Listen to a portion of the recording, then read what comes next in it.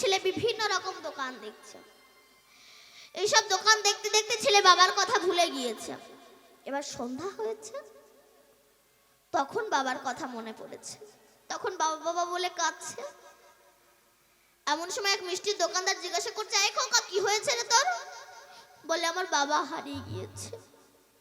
বলে রে বাবা হারাইনি, হারিয়েছিস তুই। তুই এক কাজ কর, তুই এক জায়গায় দাঁড়িয়ে কাঁদ, নইলে তুইও তোর বাবাকে খুঁজে বেড়াবি, তোর বাবাও তোকে খুঁজে বেড়াবে, কেউ কাকে পাবে না। এবার এই মিষ্টির দোকানদারের কথা শুনে যেই না এক জায়গায় দাঁড়িয়ে কাঁদছে বাবা বাবা বলে, আর এদিকে বাবা তো ছেলে হারিয়ে পাগল হয়ে গিয়েছে।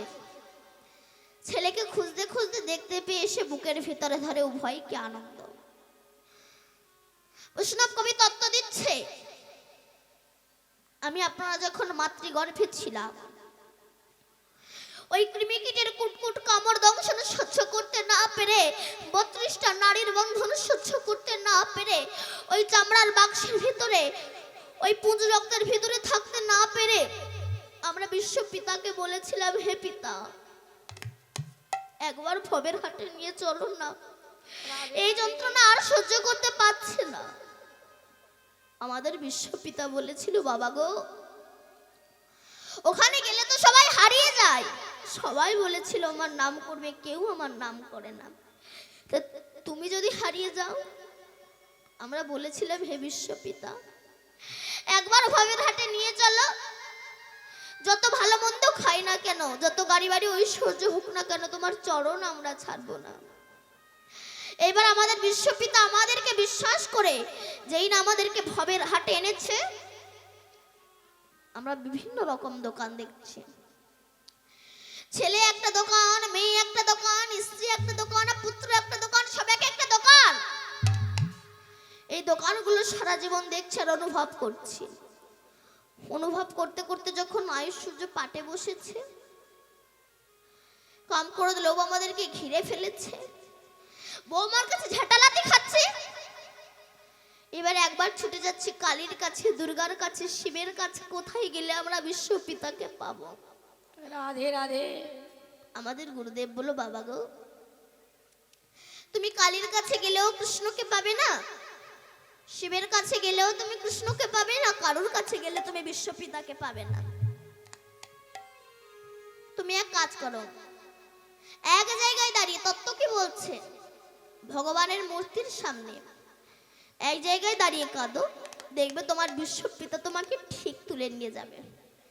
এবার এই গুরুবাক্য শিরোধার্য করে যেই না এক জায়গায় দাঁড়িয়ে কাঁদছি, সেই সময় আমাদের এই বিশ্ব পিতা এই হারিয়ে যাওয়া সন্তানগুলোকে ধরার জন্যে, মায়ারা ঝাঁটালাতে খাওয়া থেকে বাঁচানোর জন্যে বলরামকে করেছেন নিতাই, আর স্বয়ং কৃষ্ণ হয়েছে গৌর।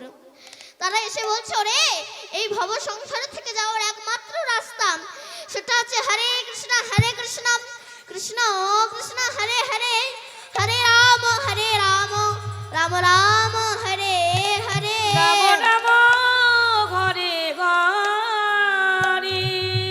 তবু আমরা বৃন্দাবনে যাব না, তবু আমরা হরি ভজন করব না।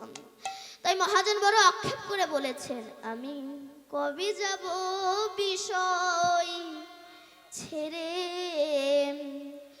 সেই মধুর বৃন্দাবন, কৃষ্ণ নামে কাঁদবে কবে আমার পোড়াম। আমি কবে যাব বিষয় ছেড়ে, কবে যাব বিষয় ছেড়ে, মধুর বৃন্দাবন, কৃষ্ণ নামে কাঁদবে কবে আমার পোড়া মন, কৃষ্ণ নামে কাঁদবে কবে আমার পোড়া মন। কবে যাব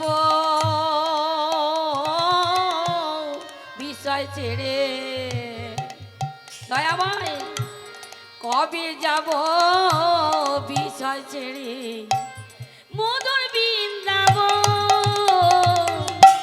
কৃষ্ণ নামে কাঁদিবে কবে আমার পোড়া মন কৃষ্ণ নামে কাঁদিবে কবে আমার পোড়া মন কৃষ্ণ নামে নামা বলি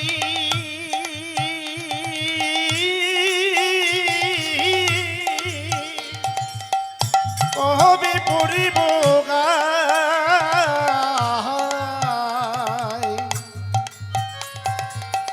কবে আমি প্রাণ জুড়াবো গিয়ে মথুরায়। কৃষ্ণ নামে দয়াময় নামা বলি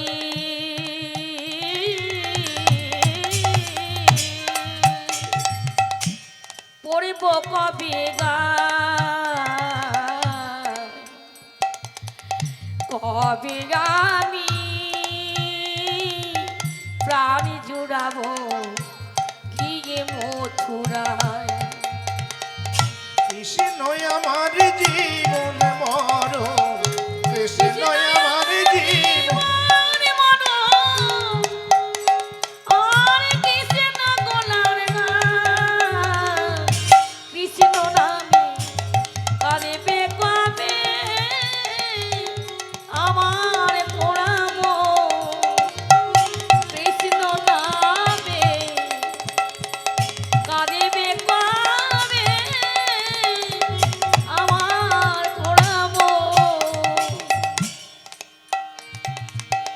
কৃষ্ণ আমার কালো সোনা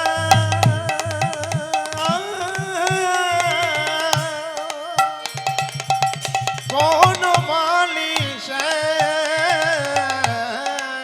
দয়াময় ফুল কৃষ্ণ করিয়া আমার কালো সোনা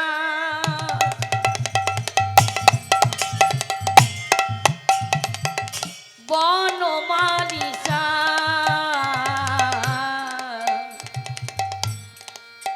আও কৃষ্ণ আমার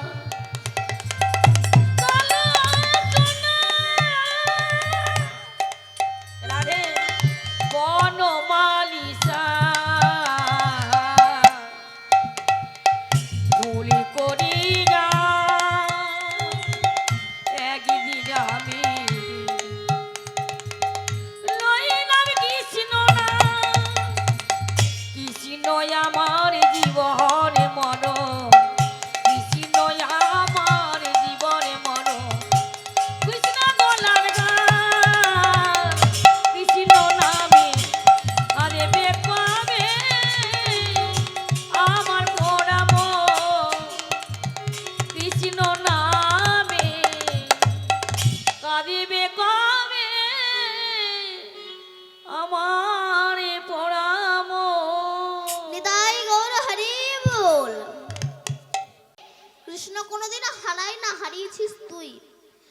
তা তুই কৃষ্ণকে হারিয়ে ফেলেছিস তো কি হয়েছে? কৃষ্ণ নাম তো হারায়নি। চল আমরা সেই কৃষ্ণের নাম করে নামীকে ডেকে আনতে বাধ্য করব। সমস্ত সখীগণ রাধার হাত ধরে নিয়ে গেলেন যমুনা কোলে নিতে। সেখানে গিয়ে পদ্মাসনে বসে নয়ন মুদ্রিত করে কুলকুলণ্ডিনী শক্তিকে জাগ্রত করে মণিপুর মূলাধার আগ্রা চক্র সতীশানকে ভেদ করে ঊর্ধ্বগামী হয়েছিল রাধা রানী। এই জন্য ঊর্ধ্ব হইতে নিম্নগামী যার নাম ধারা, আর নিম্ন হইতে ঊর্ধ্বগামী তার নাম রাধা। সরাই সাজে ছয়টা মেয়ে আছে অবস্থান, ঊর্ধ্ববিন্দু দিয়া তাহে কইল অবস্থান। পুরুষ প্রকৃতি তাহে কইল আধা আধা, বিচারিয়া গর্গ মুনি নাম রাখলেন শ্রীমতী রাধা। রাধে রাধে। এই সেই রাধা রানী আমার হরে কৃষ্ণ নাম উৎপত্তি করেছে। এই নামে সন্তুষ্ট হয়ে আমার গোবিন্দ নেমে এলেন। কে কে ডাকছে আমায়? কিন্তু কৃষ্ণের ওপরেই যে আমার রাধা রানী শুনতে ভাসছে। রাধারানীর নয়নের জল যেই না কৃষ্ণের মাথায় পড়েছে, কৃষ্ণ অপরের দিকে তাকিয়ে দেখছে রাধা হরে কৃষ্ণ নাম সৃষ্টি করেছে। তখন আমার কৃষ্ণ রাধারানীকে নামালেন, হে রাধে, তোমারই নামে আমি সন্তুষ্ট হয়েছি। কথা দিচ্ছি তোমার এই নাম আমি জীবের হাতে পায়ে ধরে প্রচার করব। নিতাই গৌর হরি বল। হরি বল। তাই কৃষ্ণ যে গৌর হয়ে আসবেন, সেই জন্য একদিন কৃষ্ণ গোপীদের কাছে জিজ্ঞাসা করেছিল, হে ব্রজ গোপীগণ, এগুলো আপনারা একটু মন দিয়ে শুনুন, শুনলে আর ইচ্ছা হবে না ভগবানের সঙ্গে চিটিংবাজি করে। চিটিংবাজি কেন বললাম বলুন তো? কোম্পানি এতটুকু টুকু থালা কার জন্য তৈরি করেছে?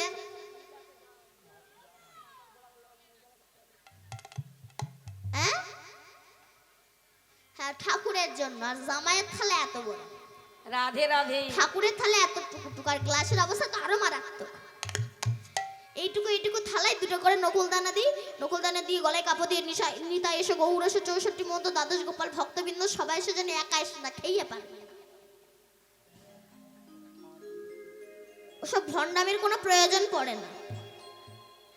তাই আমার কৃষ্ণ একদিন ব্রজগোপীদেরকে কাছে বলছে, হে ব্রজগোপীগণ, দেখো সমস্ত যোগী মুনি ঋষি সাধক সাধিকা গন্ধর্ব কিন্নর দেব দেবী কোটি কোটি জন্ম আমার সাধনা করছে, আমার কুল কিনারা পায় না।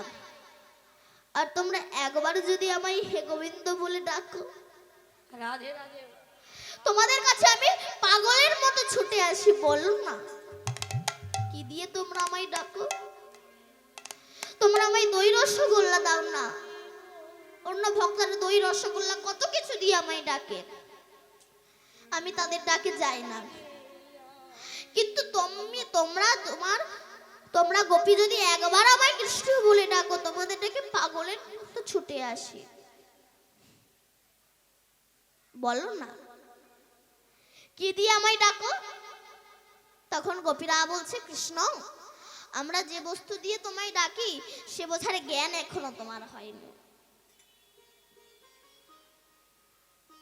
তখন কৃষ্ণ বলছে, আমি বিশ্বের শ্রেষ্ঠ ভগবান, আর আমি বুঝবো না তোমাদের ভালোবাসা? বলো না গো না, তুমি বুঝবে না। আর আমরা তোমায় যে বস্তু দিয়ে ডাকি সে বস্তু তো তোমার ঘরে নেই। সে বস্তু যদি তোমার ঘরে থাকতো তবে তুমি আমাদের ডাকে এমন পাগলের মতো ছুটে আসতে না, এমন করে ছুটে আসতে না আমাদের ডাকে। আমরা তোমায় যে বস্তু দিয়ে রাখি তার নাম হলো ভক্তি মহারানী। নিতাই গৌর হরি বল।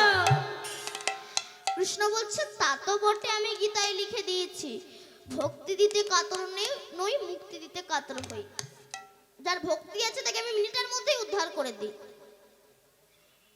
কিন্তু যার ভক্তি নেই সে কোটি কোটি জন্ম আমার সাধনা করুক, তাকে আমি মুক্তি দিই না। তা বলো ব্রজ গোপীগণ, এই ভক্তি আমি কোথায় গেলে পাবো? গোপীরা বলছে, কৃষ্ণ শোনো, ছেলে ভাত খেতে বসে মাকে বলছে, মা তুমি আমায় ভালোবাসো? তখন মা বলছে, খোকা তোকে ভালোবাসি না, কত ভালোবাসি তুই তা বুঝবি না। ছেলে বলল, মা আমি হিন্দি ইংরাজি বাংলা সব ভাষা বুঝি, তোমার সামনে ভালোবাসা বুঝতে পারবো না।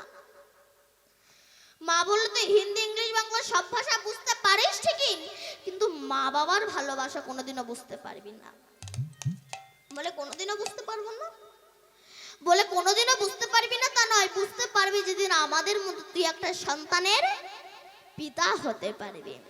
রাধে রাধে। তুই বুঝতে পারবি। কৃষ্ণ, ভক্ত তোমায় যে বস্তু দিয়ে ডাকে সেই ভক্তি তোমাকে পেতে হলে আগে তোমাকে ভক্ত হতে হবে। সবাই যে রাস্তা ধরে ভক্ত হয়েছে তোমাকেও সেই রাস্তা ধরেই ভক্ত হতে হবে। তোমার জন্য আলাদা কোনো রাস্তা নেই। সবাই যে রাস্তা ধরে ভক্ত হয়েছে তোমাকেও সেই রাস্তা ধরেই ভক্ত হতে হবে। যখন যুধিষ্ঠির মহারাজ রাজস্বী যজ্ঞ করেছিল,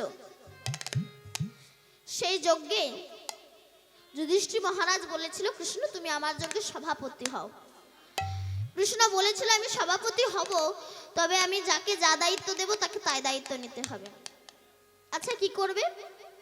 বলে ভীমকে পরিবেশন করতে দেব। বলে কেন? সে তো শত্রু। বলে ওই জন্যই তো করব। চোরের কাছে যদি বলা হয় জিনিস থাকলো, সে জিনিস আর চুরি হয় না। আর দুর্যোধনের হাতে ধনবৃত্তি রেখা আছে, 5 টাকা হাত দিলে 10 টাকা হয়ে যায়। তাই দুর্যোধনকে ক্যাশিয়ার করব। আচ্ছা আর কি করবে? বলে ভীমকে পরিবেশন করতে দেব। কেন? ভীম শুধু খাই খাই করে তো। একদিন ভীম কৃষ্ণকে বলেছিল, কৃষ্ণ আমি শুধু খাই খাই করি কেন বলো তো? কৃষ্ণ বলেছিল তুমি একাদশী করো। কারণ ভীমের নাভিতে একটা অসুর বাস করত, যার নাম হচ্ছে বৃকাসুর অসুর। যখন একাদশী করেছিল সেই অসুর মরে গিয়েছিল। অনেকে বলে স্বামী না করলে তো একাদশী করা যায় না। আর যার একাদশী করার ইচ্ছা হবে সে বলবে ঠাকুর স্বামী কবে মরবে, আমি একটু একাদশী করব। তখন যুধিষ্ঠির বলছে কৃষ্ণ তুমি তো সবাইকে সব দায়িত্ব দিলে, তুমি নিজে কোনো দায়িত্ব নেবে না? কৃষ্ণ বলেছিল আমি 2টো দায়িত্ব নেব। একটা হচ্ছে এখানে যত বৈষ্ণব আসবে আমি সবার চরণ ধৌত করে দেব। আগেকার যুগটা কত ভালো ছিল। সন্তান পিতাকে প্রণাম করত, পিতা সন্তানকে আশীর্বাদ করত, শিষ্য গুরুকে প্রণাম করত। এখন গুরুদেব উল্টে শিষ্যকে প্রণাম করে। রাধে।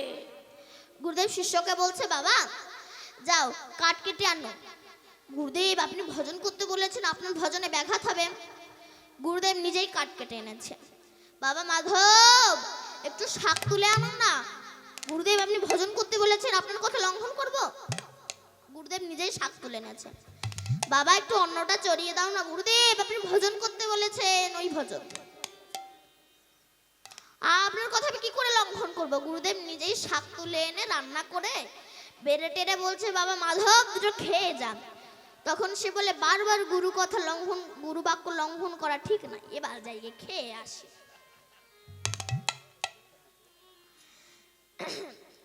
কৃষ্ণ বলে আমি এমন 2টো ভার গ্রহণ করব সেটা সচরাচর কেউ নিতে চাই না।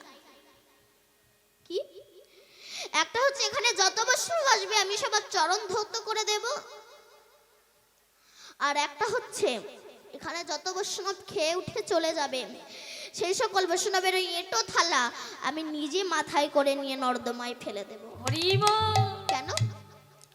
যখন আমি ওই বৈষ্ণবের এঁটো থালা আমি নিজে মাথায় করে নেব, ওই বৈষ্ণবের এঁটো রস যদি আমার মাথায় পড়ে আমার ভক্তির উদয় হবে। তাই এখানে যত বৈষ্ণব আসবে আমি সবার ওই এঁটো থালা নিজে মাথায় করে নিয়ে নর্দমায় ফেলে দেব। তাই গৌর হরি বল।